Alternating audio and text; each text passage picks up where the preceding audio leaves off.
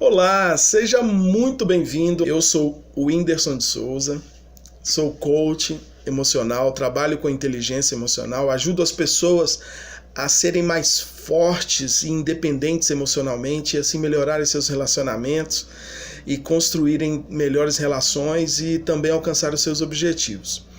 Minha formação é pelo Instituto Mentes, do Grupo Educacional do Dr. Augusto Cury. Me formei ali em coaching emocional e desde então eu tenho exercido essa função. Hoje nós vamos conversar um pouco aqui sobre como administrar emoções e construir relações. Esse congresso é um congresso voltado para liderança e produtividade. Mas mesmo que você não ocupe uma função no seu trabalho, na sua carreira de liderança, não tem um cargo de liderança, a liderança, ela independe disso. A liderança, ela é uma postura antes de qualquer coisa. A postura de liderança é que faz um líder. É como ele constrói o seu comportamento para inspirar as pessoas, para ser referência, para ser realmente uma pessoa em quem a gente possa se espelhar. E ao final dessa pequena palestra, desse pequeno tempo aqui que nós vamos conversar, o meu desejo é que você saia daqui com alguns recursos, com algumas opções, algumas técnicas para que você construa melhor esse comportamento de referência, seja lá onde você for ou você estiver, na sua família, entre os seus amigos, no seu trabalho, não importa. A postura de um líder independe do local que ele estiver ou com quem ele se relacionar. Tá certo? Bom, então como administrar emoções e construir relações? Inicialmente eu quero citar um professor que eu tive no ensino médio. Aliás, nem era ensino médio na época, era segundo grau, no primeiro ano do segundo grau. Isso já tem mais de 20 anos. E eu tive um professor de matemática naquela época que ele era muito curioso. Ele chegava para ensinar um conteúdo, por exemplo, logaritmo. Eu lembro direitinho dessa cena. Ele chegando, escrevia no quadro lá a fórmula logaritmo de B na base A é igual a X. Logo, B elevado a X é igual a A. Aí ele escrevia isso lá e virava para a turma e falava assim: essa é a definição. Sabendo a definição, você resolve qualquer exercício.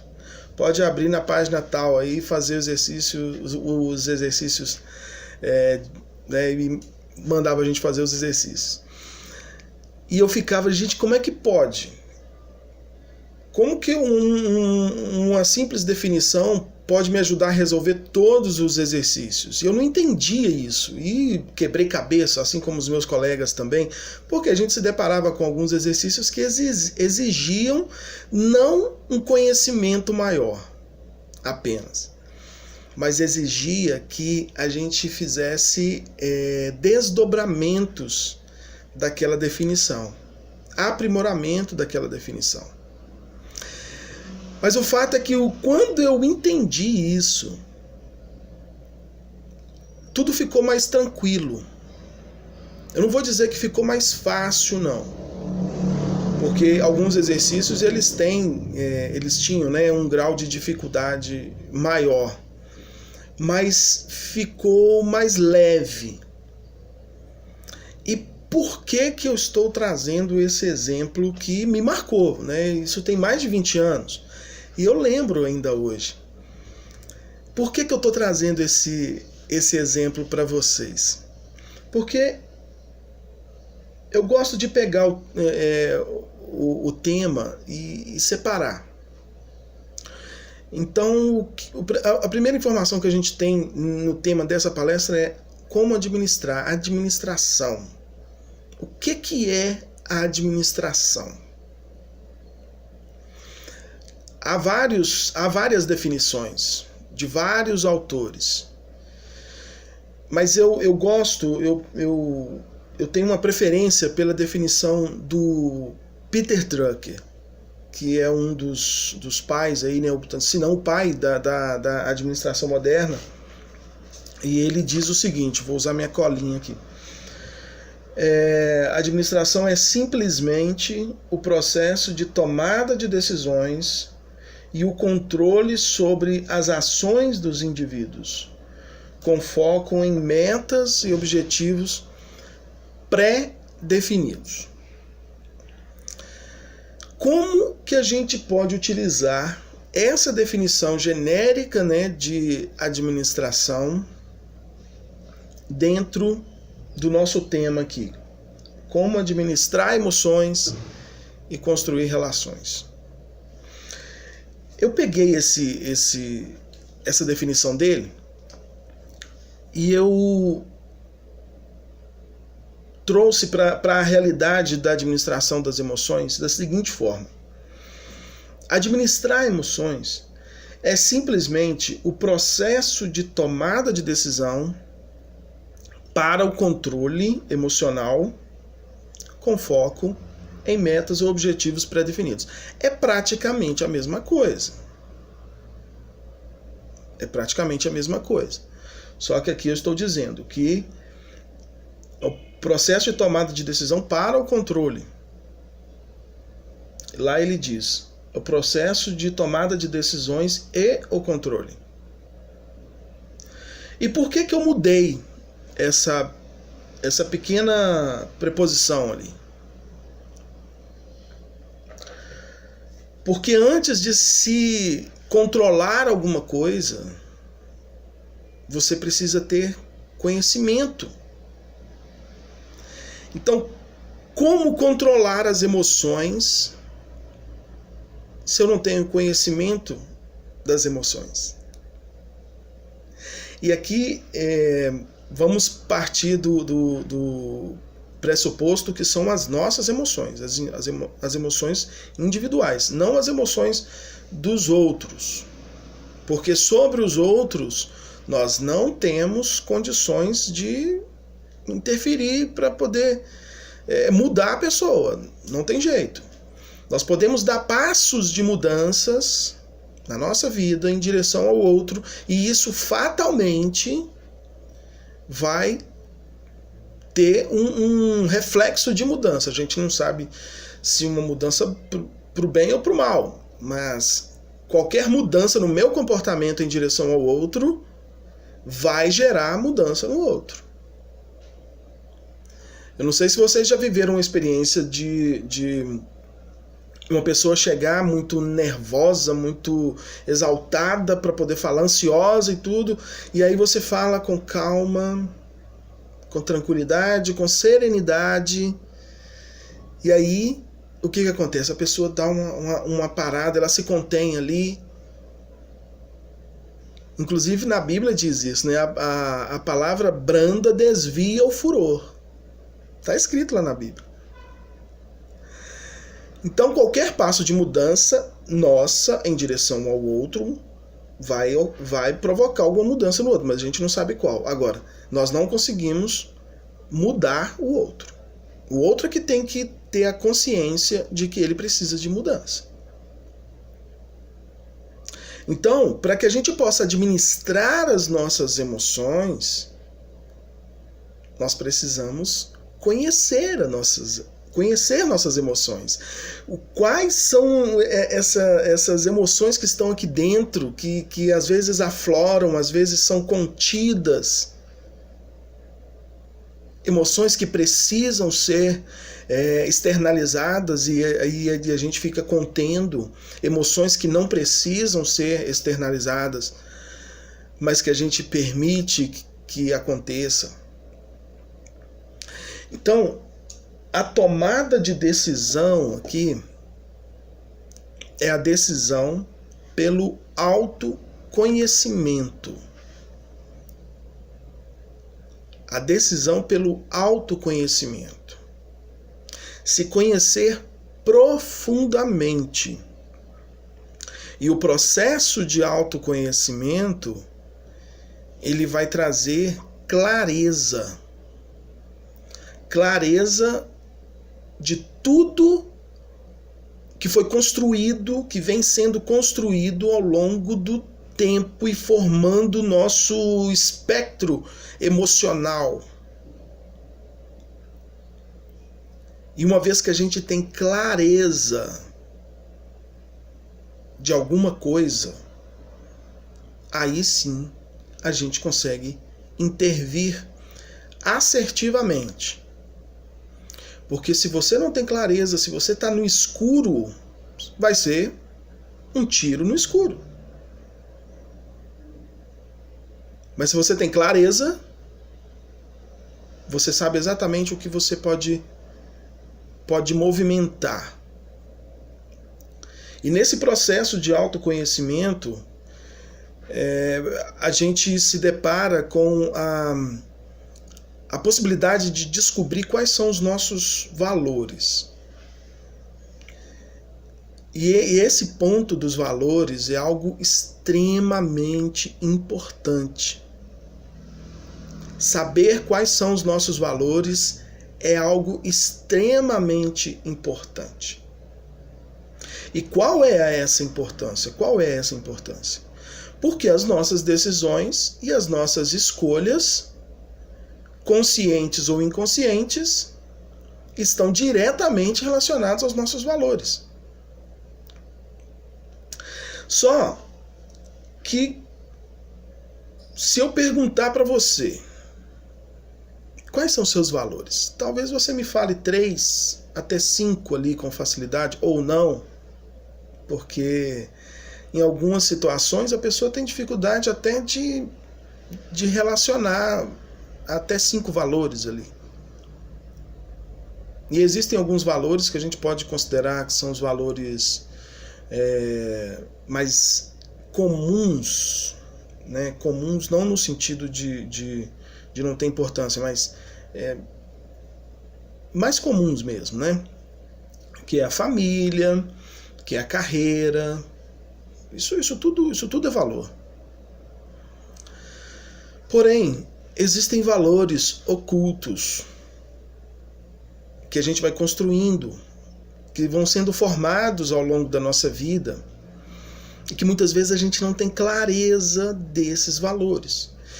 Nos meus processos de coaching que eu conduzo, os meus clientes, em média, eles descobrem de 10 a 15 valores. Alguns já chegaram a descobrir 18. E é claro que dentre essa lista extensa aí de valores, existem aqueles que estão mais em evidência. E essa evidência vai ser em função do momento da vida. Mas o que é importante nisso? Quando se descobre toda essa gama de valores, a gente olha para... A gente faz um paralelo com as decisões, as escolhas que a gente fez na vida e que a gente às vezes permitiu que os outros fizessem pela gente e que muitas vezes feriram valores que estavam ali escondidos, ocultos. E isso gerou o quê? Isso gerou insatisfação. Isso gerou frustração em muitos casos. E uma vez que você tem a clareza dos seus valores, aí vem o ponto-chave. Você vai alinhar os seus valores aos seus objetivos. Você coloca o objetivo aqui e olha, e aqui você tem os seus valores. Você olha, os meus valores estão alinhados com esse objetivo? Esse objetivo está alinhado com os meus valores? E assim, a gente acaba se tornando um gestor mesmo desses valores, e é muito interessante, porque nesse processo você identifica primeiramente os valores, depois você vai identificar aqueles que estão mais em evidência na sua vida, no momento, e aí você olha para os seus objetivos e você fala, nossa, hoje eu tenho mais em evidência esses valores, mas para eu alcançar aquele objetivo, eu preciso dar atenção àquele valor que está ali, ó, escondido, e que eu não tenho dado atenção. Então você movimenta isso na sua vida e se torna líder de si mesmo, conscientemente. E o que vai acontecer como consequência? Diminui a probabilidade de insatisfações com as próprias escolhas, diminui a probabilidade de frustrações com os erros. Além dos valores, nesse processo de autoconhecimento, nós vamos ter condições de ver quais as qualidades que nós temos. Se eu te perguntar quem é você, como que essa pergunta vai chegar aí? Como que ela vai bater aí dentro? Você consegue falar com convicção quem é você? Ou você vai ficar falando, eu acho que eu sou assim, não, eu acho que eu sou assim, eu acho... O processo de autoconhecimento vai trazer a clareza dos seus valores e das suas qualidades. E aí, de posse disso, dessas informações, você vai ter a convicção para falar quem você é. E os recursos que você tem, que você pode potencializar na sua vida. Além disso, o que é muito importante, o processo de autoconhecimento vai trazer também os pontos de melhoria, os pontos que precisam ser melhorados na sua vida. E esses pontos de melhoria, eu não gosto de chamar de defeito, porque às vezes a pessoa é autoconfiante, ela tem uma autoconfiança, e isso é uma qualidade. Só que qual seria o ponto de melhoria? Ela tem um excesso de autoconfiança. Então o ponto de melhoria seria o quê? Buscar o equilíbrio disso, para que não passe uma imagem muitas vezes de arrogância, de precipitação, de autossuficiência. Então percebam que não necessariamente é um defeito, mas é uma questão de você trabalhar o equilíbrio, da aplicação de certas qualidades também. Então o processo de autoconhecimento vai trazer isso, vai trazer a identificação dos pontos de melhoria. E obviamente poder agir de forma direcionada a esses pontos, para que eles não venham suprimir ou abafar as qualidades que você tem. Faz sentido isso que eu estou te falando? Responda. Faz sentido?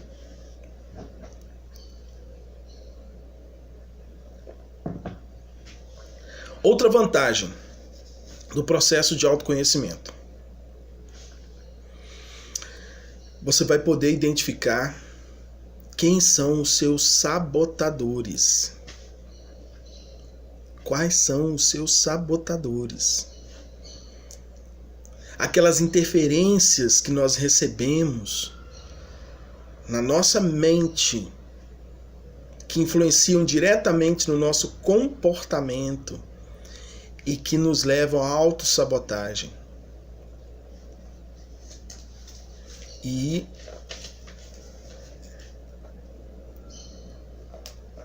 identificar mentiras que a gente conta pra gente mesmo, para poder justificar certos comportamentos que na verdade estão nos sabotando.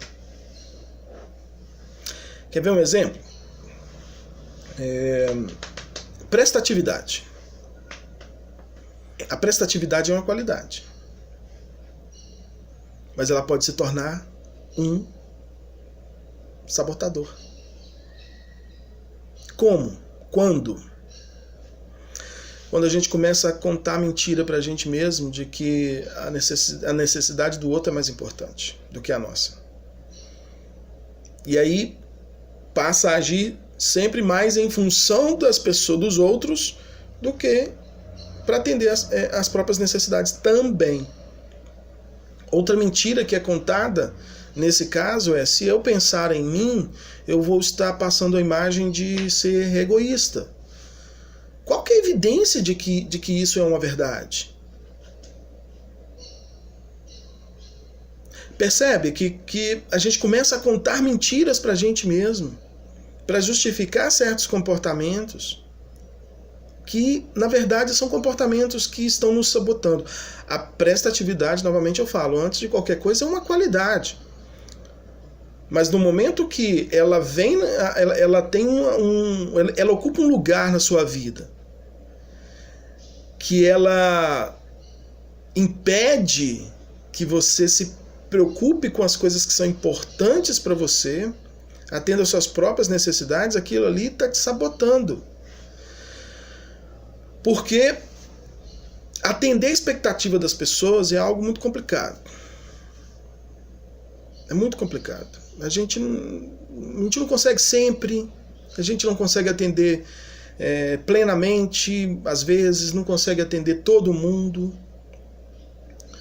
E aí vem a falta de gratidão das pessoas, vem a falta de reconhecimento, e essa atitude prestativa exacerbada vai levar sempre a querer fazer mais para ver se ganha aceitação, para ver se ganha o reconhecimento, mas ele também nunca virá plenamente da forma como a gente espera. E tudo isso vai ao longo do tempo sabotando. E o tempo passa de forma cruel, ele não vai deixar de passar. E quando você olhar para a sua vida e ver que você deixou de fazer tanta coisa para você, porque você estava preocupado só com os outros, bate uma frustração muito grande. O processo de autoconhecimento profundo te leva a identificar quais são os seus principais sabotadores e a interferência deles na sua vida, e principalmente como combater.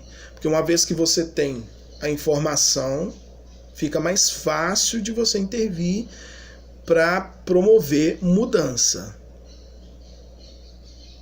Ok? E por fim, e não menos importante, o processo de autoconhecimento, ele também traz a clareza do propósito de vida. E o propósito de vida é da sua vida, não é da vida de ninguém, é da sua vida. E o seu propósito de vida, ele pode e deve andar paralelo aos propósitos com os quais você lida ou sobre os quais você serve. Por exemplo, você está na sua empresa e a sua empresa tem uma missão. Ela tem uma missão, tem uma visão,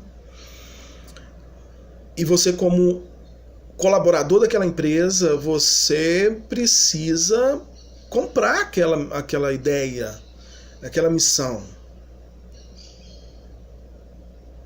Mas você tem a sua missão. Você tem o seu propósito. E isso precisa andar paralelo com a missão da sua empresa. Uma coisa não vai invalidar a outra. Só que quando a gente não tem o propósito de vida, quando a gente não tem a clareza disso, novamente a gente passa a viver em função do propósito dos outros, da missão dos outros. Ou não, né? Porque não sei com quem você se relaciona. Mas às vezes você está se relacionando só com pessoas que também não têm clareza sobre isso, e aí deixa a vida me levar. E pode ser que a vida te leve para um lugar bem legal. Mas você não vai encontrar sentido nisso. Pode ser que a vida te leve para um lugar bem legal e você encontre sentido nisso. Mas é ao acaso. E a intenção e o objetivo aqui é te alertar para que você assuma o controle e a liderança da sua vida e das suas emoções. Quando você entende ali os seus sabotadores e como que funciona a ação deles, né, na sua vida, tudo isso enriquece de conhecimento, né, do porquê, de explicação, na verdade, né, do porquê que a gente reage de determinada forma, porquê que a gente vem fazendo isso ao longo do tempo, e a gente começa a ver como que a gente poderia ter feito melhor. E aí, sim, a partir de agora, né, uma vez que se tem clareza, você tem a oportunidade de dar um outro rumo, de caminhar de uma forma melhor, de uma forma mais leve, mais direcionada, e assim administrar as suas emoções, para que você construa boas relações. Porque a movimentação das nossas emoções, elas vão refletir diretamente nas nossas relações, nos nossos relacionamentos. E como dentro de casa, no seio da família, é onde a gente se revela plenamente, talvez seja o principal local onde essas emoções vão ser afloradas e determinar o nosso comportamento. E uma vez que esse comportamento ele vai criando solidez, você vai levando isso para o seu ambiente de trabalho ou qualquer outro ambiente. É preciso ter clareza de quem nós somos. E essa clareza se adquire através do autoconhecimento. Então, eu estou gastando um tempinho falando sobre isso, porque é a base para que você possa administrar suas emoções. É tomar uma decisão pelo autoconhecimento profundo de quem você é, dos recursos que você possui e que você pode vir ainda a possuir, porque uma vez que você descobre o que você já tem, pensa. Você pode olhar e falar assim, eu posso ter mais, eu posso ser mais, porque os recursos que eu possuo hoje, eles podem me levar para um lugar, para um estado melhor. Faz sentido o que eu estou te falando? Muito bem. Para finalizar essa parte do autoconhecimento, eu quero deixar uma frase para você. Quem se abre para o autoconhecimento, se abre para a superação. Se conheça profundamente e se supere. Consequentemente, você vai se realizar. Muito bem. Tomou a decisão, já tem as informações, vamos controlar. Bora pro controle. Controle das emoções. A partir do conhecimento que se adquiriu. Certo? E para a gente exercer o controle sobre as emoções, é importante que a gente tenha, né, a clareza também de agentes estressores. Quais são os agentes que causam o estresse na nossa vida? E é bom deixar claro aqui que não é apenas coisas negativas que vão trazer estresse para a gente, não. Uma carga ali de emoção positiva, se você não estiver preparado para aquilo, você também pode sofrer um desequilíbrio. Quantas vezes você já ouviu falar de pessoas que passaram mal porque tiveram uma carga emocional muito grande, boa? A pessoa às vezes está lá torcendo pro time dela. O time dela vence, o time dela faz o gol. E ela não suporta aquela emoção que ela está sentindo. E já vi, infelizmente, né, casos que a pessoa, infelizmente, veio a óbito porque não aguentou. É claro que existe também algumas questões físicas, né, e patológicas nesse caso, né? Mas se houvesse, né, quando há um exercício desse controle ao longo da vida, você diminui a probabilidade. Eu fiz um curso essa semana de linguagem das emoções, né, através das microexpressões faciais. E no final do curso, o professor passou um vídeo para a gente, individual, a gente ficou ali com o fone, assistindo e ouvindo aquele vídeo, com várias imagens. E muitas daquelas imagens assustaram, causaram reações nos meus colegas que não causaram em mim. E uma dessas imagens foi a de uma mulher obesa, onde eles cortaram ela e ficou exposto ali a gordura dela. Então teve muita gente que sentiu nojo daquilo e tal. E para mim não fez muito efeito. Por quê? Porque eu já assisti algumas coisas, algumas séries, alguns episódios de séries que tratam disso de uma forma explícita. E naquele momento que eu estava assistindo a série, eu vi que eu sou... Nós tivemos um pequeno probleminha técnico, mas vamos retomar aqui então. Vamos partir para o controle propriamente dito, né, das emoções. E nesse controle nós precisamos identificar os agentes estressores. Esses agentes eles podem ser internos, aquilo que faz parte da nossa própria personalidade, e podem ser externos, que é o inesperado. Então eu te pergunto, como que você lida com o inesperado?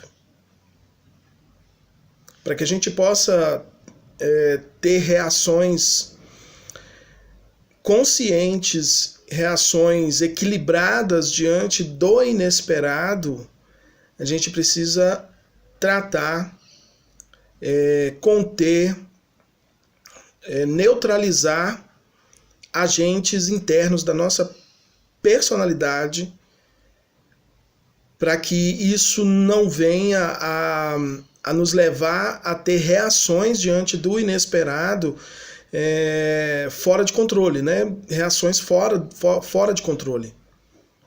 Isso aqui é o fundamental. Como ter essas ações controladas diante do inesperado? Vejam bem, nós recebemos estímulos a todo momento, dos mais variados. Estímulos positivos, estímulos negativos, e todos esses estímulos eles vão gerar uma reação emocional.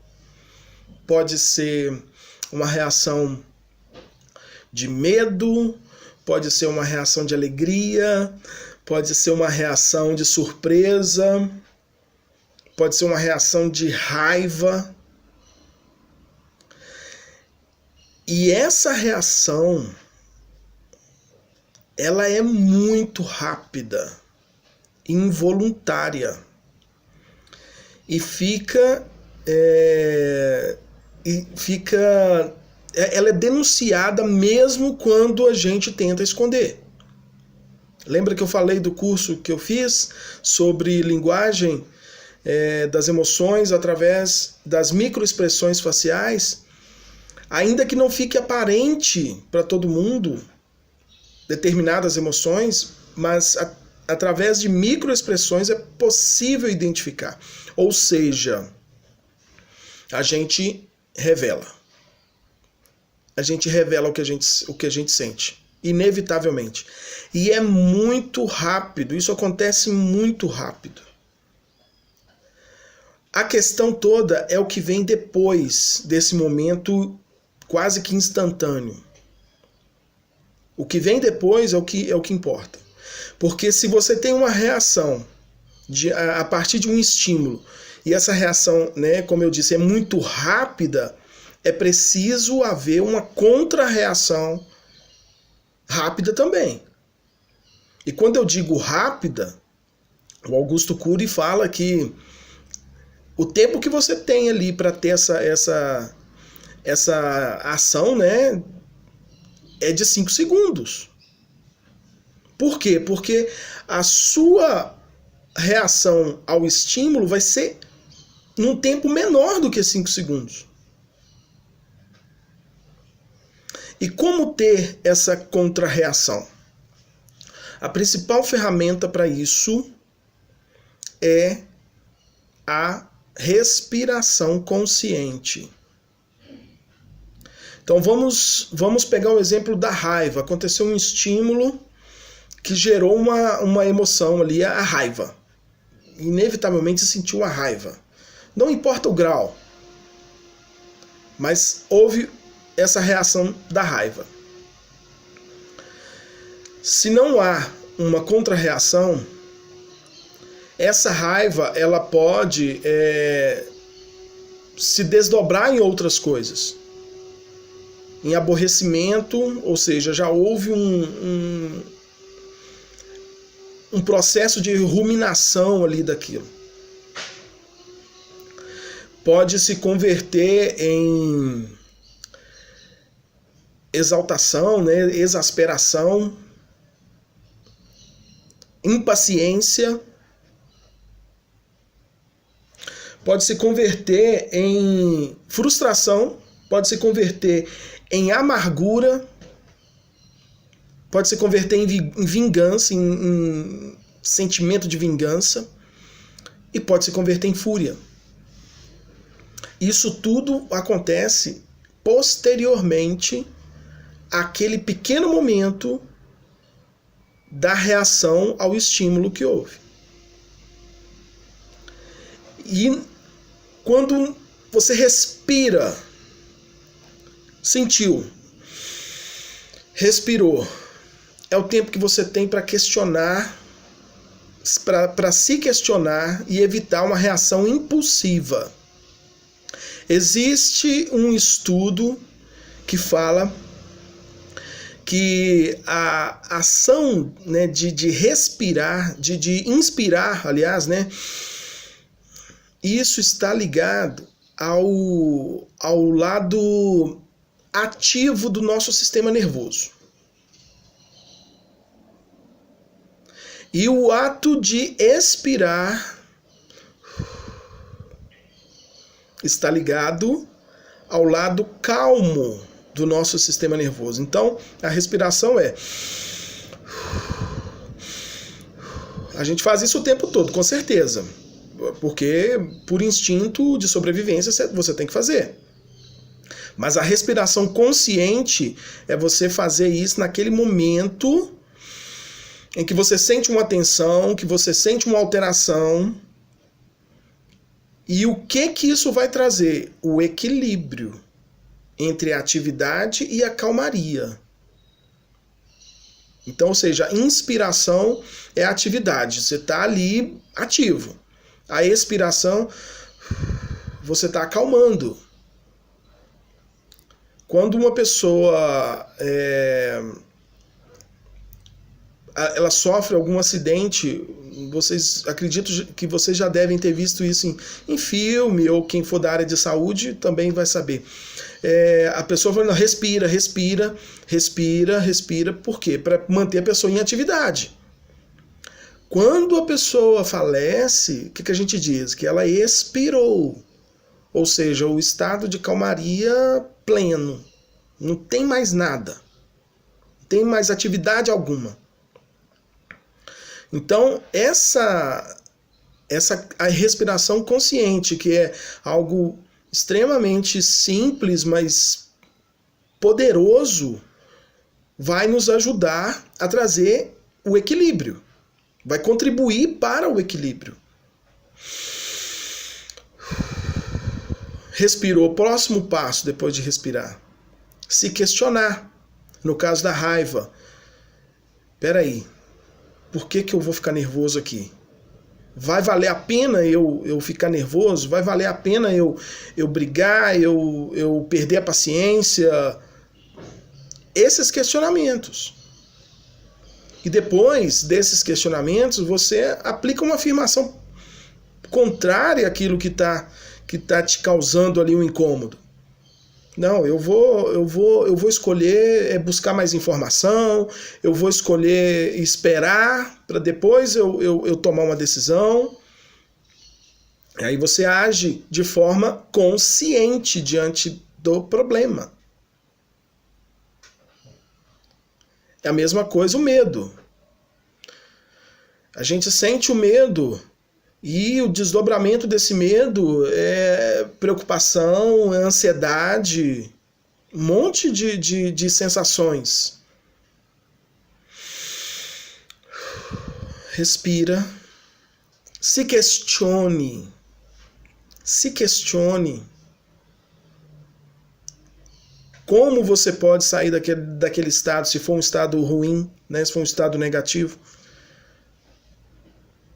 Qual a melhor forma de agir diante daquela situação? Esse medo que eu estou sentindo, ele procede? Tem evidência de que isso realmente possa acontecer? Ou é coisa da minha cabeça? Porque a gente cria uma realidade dentro desse mundo aqui e a gente toma aquilo como verdade e sofre por algo que a gente não tem evidência de que aconteceu ou que vai acontecer.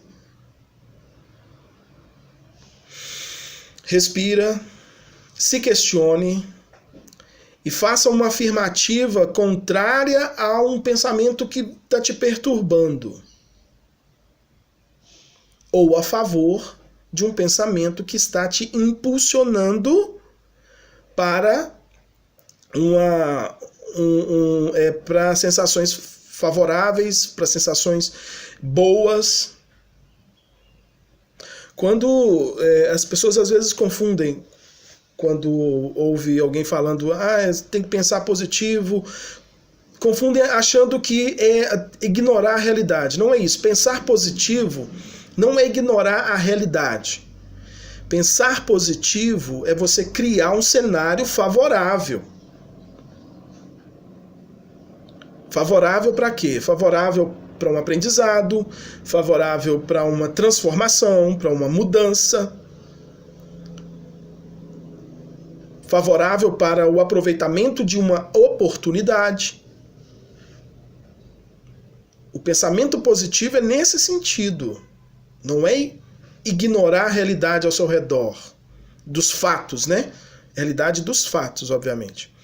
Mas é você criar na sua mente uma realidade favorável, não desfavorável. Ok? Faz sentido?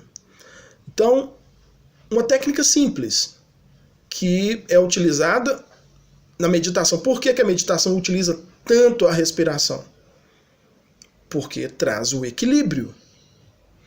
E para administrar as emoções, para controlar o nosso emocional, a gente precisa buscar esse equilíbrio. Não deixar que aquela reação quase que instantânea que acontece ali a partir de um estímulo tenha de desdobramentos e depois fique mais difícil da gente reverter.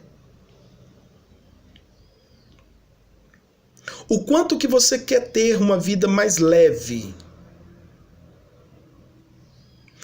O quanto que você quer aprimorar a sua capacidade de se relacionar bem com as pessoas? Isso passa pelo controle das emoções. Isso passa pelo controle das emoções, e para ter o controle das emoções, você precisa se conhecer. Ok? Faz sentido? E por fim, e não menos importante também, a meta. Lembra da definição? O processo, a administrar as emoções, né? É o processo de tomada de decisão para o controle emocional com foco numa meta ou objetivo, vamos tratar as duas coisas do mesmo jeito aqui, pré-definido. Então, qual que é a sua meta? Qual que é o seu objetivo? Onde você quer chegar? O que você quer alcançar? Você tem isso definido? Se não tiver, é bom que tenha.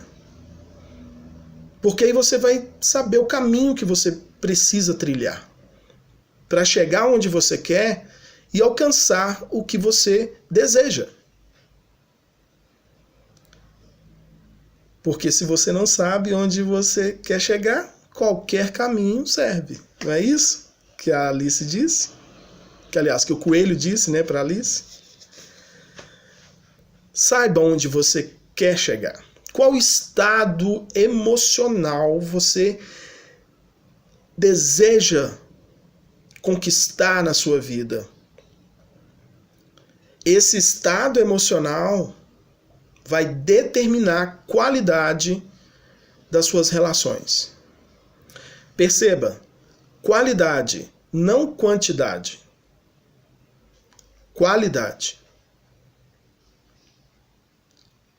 O controle emocional te leva a construções de relações saudáveis, favoráveis, te leva a uma vida mais leve.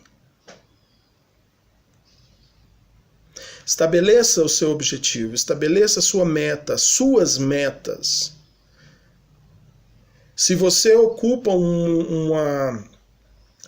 um cargo de liderança e você tem os seus liderados ali, onde você quer chegar com a sua equipe? O quanto que você tem sido referência para a sua equipe? E a mesma pergunta eu faço para quem não ocupa um cargo de liderança. Está numa posição de ser liderado. E tudo bem, isso não é demérito, tá? É só questão de ocupar o lugar. Mas dentro da sua equipe, da equipe da qual você faz parte, o quanto você tem sido referência? O quanto as pessoas têm se inspirado em você? O quanto você tem contribuído emocionalmente? São perguntas importantes para se trilhar um caminho de mudança. Responda.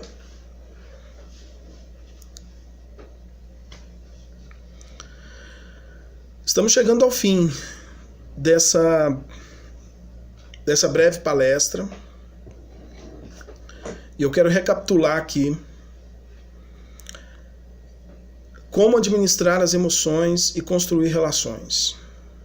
Para administrar as suas emoções, as nossas emoções, é necessário trilhar um caminho do autoconhecimento profundo. Aplicar, né, a partir do conhecimento, adquirido, aplicar técnicas de mudança de comportamento para controlar as emoções, controlar reações impulsivas, reações precipitadas e deixar aflorar as melhores emoções. Você vai falar de algo bom, fale com energia, fale com alegria. Não espere que só as suas palavras vão transmitir a mensagem, porque só elas não serão suficientes. As pessoas precisam sentir que você está sentindo o que você está falando. Passe energia. Então deixe aflorar as melhores emoções para que você possa transmitir as melhores mensagens, mesmo sem falar nada. Porque o nosso corpo fala. O nosso corpo fala. Estabeleça uma meta. Estabeleça metas. Seja para o seu desenvolvimento profissional, seja para a sua família, para o seu ambiente familiar. O quanto você tem sido referência no meio da sua família. Referência emocional. Você tem sido aquela pessoa que agrega, ou você tem sido aquela pessoa que dispersa?